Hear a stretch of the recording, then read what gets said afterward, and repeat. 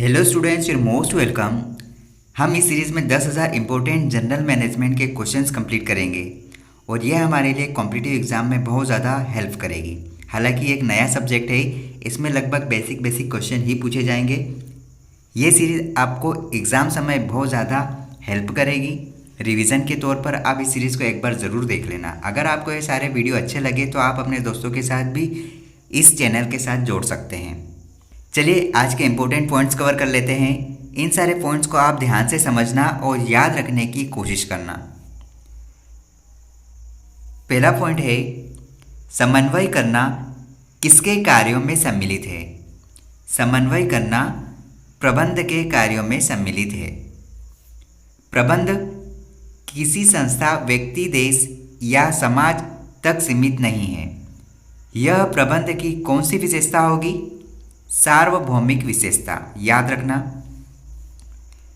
परिसंपत्ति एवं देनदारियों का विवरण किसमें लिखा जाता है?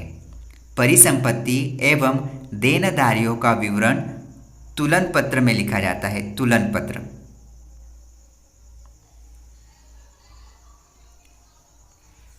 प्रबंध का विशिष्ट अध्ययन इसे क्या बनाता है?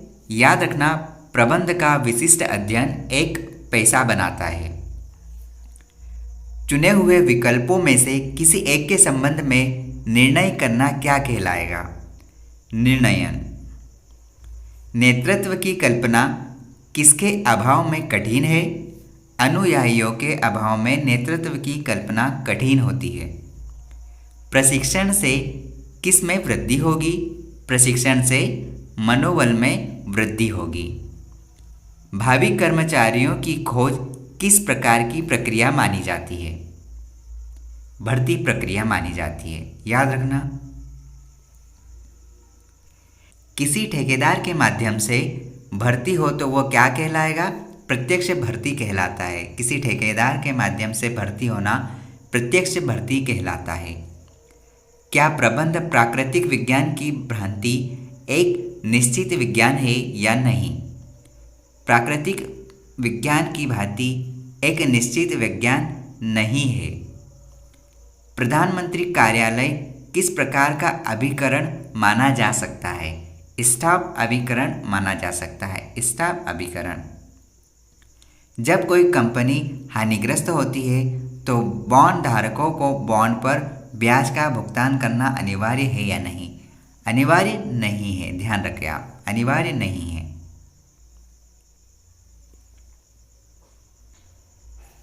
निर्देशन के किस सिद्धांत के अनुसार कर्मचारियों को निर्देशन के केवल एक वरिष्ठ अधिकारी से प्राप्त होना चाहिए?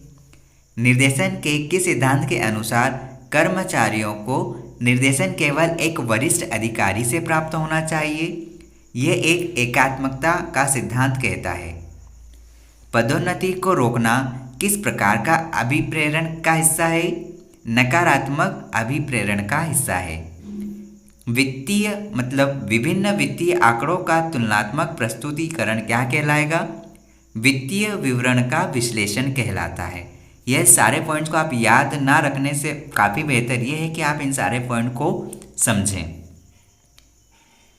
लोक लेखा समिति किस प्रकार की समिति है? लोक लेखा समिति एक नियंत्रक समिति है। लोक लेखा समिति किस पर नियंत्रित करती है? सार्वजनिक वित्त पर नियंत्रण रखती है।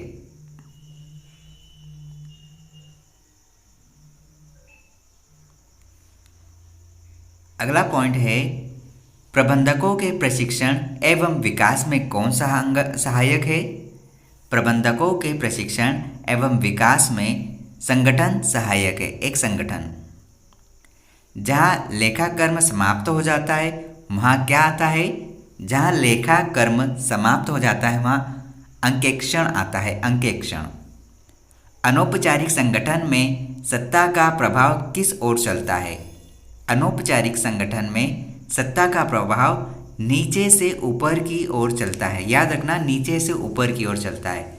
अनौपचारिक संगठन में सत्ता का प्रभाव नीचे से ऊपर की ओर चलता है। औपचारिक संगठन में सत्ता का प्रभाव किस ओर चलता है? याद रखना, औपचारिक संगठन में सत्ता का प्रभाव ऊपर से नीचे की ओर चलता है और अनौपचारिक संगठन में सत्ता का प्रभाव नीचे से ऊपर की ओर चलता है। दोनों पॉइंट आप ध्यान रखना। सत्ता का एक स्थान पर सिमट कर न रहना बल्कि क्या कहलाएगा? सत्ता का प्रत्यायोज कहलाएगा। सत्ता का प्रत्यायोज। प्रबंधकीय कार्यों के लिए मंच कौन तैयार करता है? संगठन।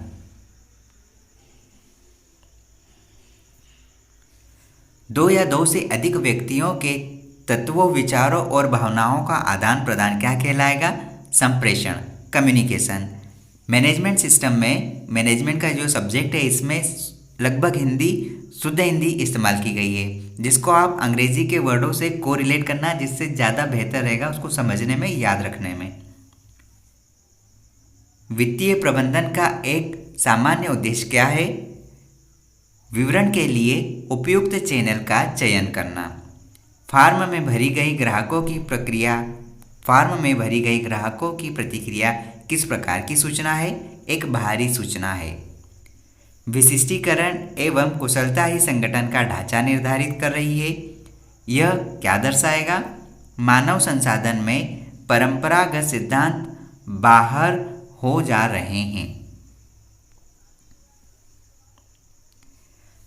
रोजनामचे एवं अन्य सहायक पुस्तकों में खाता बही में प्रविष्टियां करने की प्रक्रिया क्या कहलाएगी? खनौती। किसी कर्मचारी के कार्य की प्रशंसा करना तथा पुरस्कार देना क्या कहलाएगा?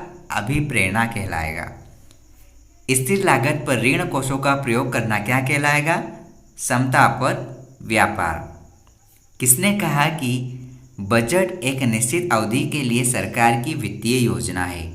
यह स्टेटमेंट बजट एक निश्चित अवधि के लिए सरकार की वित्तीय योजना है, टेलर ने कहा है। POS, DOC, ORB का सिद्धांत किसने प्रतिपादित किया? लूथर गुलिक ने। इसका फुल फॉर्म आप सर्च करना।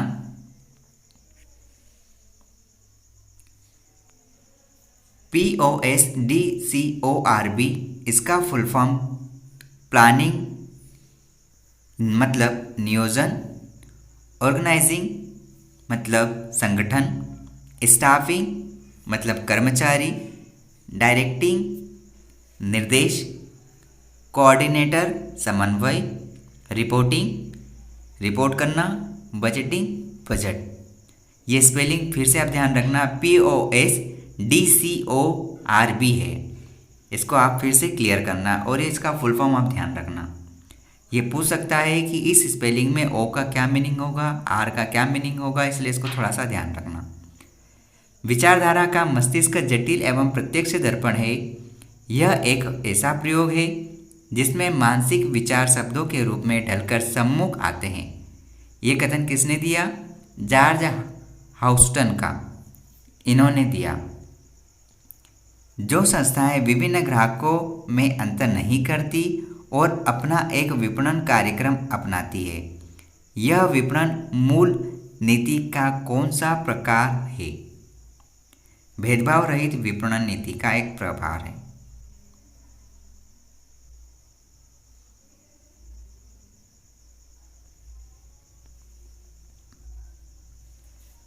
प्रबलीकरण का सिद्धांत किस पर आधारित है? अधिगम सिद्धांत और स्किनर के सिद्धांत पर आधारित है। किस स्तर के प्रबंध विभागीय उद्देश्यों के लिए चिंतित होते हैं? मध्य स्तरीय। वे निर्माता जो सभी बाजार में एक साथ पहुंचना पसंद नहीं करते, वे विपणन की कौन सी नीति का अनुसरण करते हैं? केंद्रित विपणन नीति का अनुसरण करते हैं। संगठन में प्राधिकरण के 3 मुख्य प्रकार लाइन, स्टाफ और कार्यात्मक है।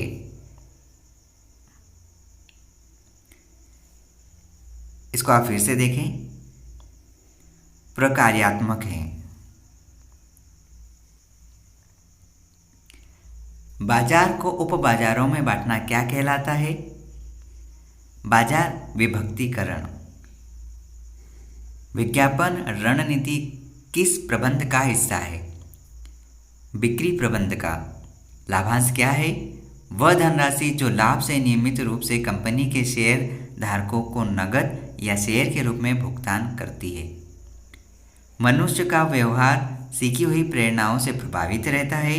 इस मान्यता पर आधारित कौन सा मॉडल है? ये नाम आप ध्यान रखना, पेवलोनियन मॉडल। तुलन पत्र मतलब बैलेंस शीट का लेखांकन समीकरण क्या कहलाएगा? परिसंपत्ति इज इक्वल टू देनदारियां प्लस पूंजियां। वे लेन देन जिसका लेखा अन्य किसी बही में नहीं होता। लेखा कहाँ किया जाता है? मुख्य जनरल में। शक्ति का एक ही केंद्र में स्थापित होना केंद्रीकरण कहलाता है। ESOP का full form employ stock option plan है। चेक क्या है? एक विनिमय पत्र है। वस्तु की प्राकृतिक विपणन निर्णयों को प्रभावित करने वाला कौन सा घटक है? बाह्य घटक। वस्तु की प्रकृति विपणन निर्णयों को प्रभावित करने वाला कौन सा घटक? बाह्य घटक। आज का लास्ट क्वेश्चन है, मैनेजमेंट इन इंडस्ट्रियल वर्ल्ड नामक पुस्तक किसने लिखी? ये आप सर्च करके देखें, मैनेजमेंट इन इंडस्ट्रियल वर्ल्ड नामक पुस्तक किसने लिखी? आप इसका आंसर सर्च करें। All the best.